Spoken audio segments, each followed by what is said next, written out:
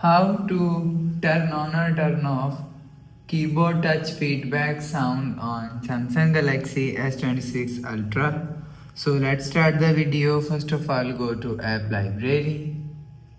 Now here, so click on settings app. Now in setting, scroll down and click on general management. So you will see general management is here, so click on general management. Now here, so click on Samsung keyboard settings. So after click on Samsung keyboard settings, scroll down and click on swipe touch and feedback. You will see swipe touch and feedback is here, so click on swipe touch and feedback. So after click on swipe touch and feedback, so click on touch feedback.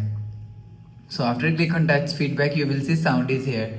So if you want to turn off keyboard touch sound feedback, so turn off this button. So after turn off this button, you will see keyboard touch feedback sound is turn off. So if you want to turn on touch feedback keyboard sound, so turn on this button. So after turn on this button, you will see keyboard touch feedback sound is turn on. So you will turn on or turn off touch keyboard feedback sound from here.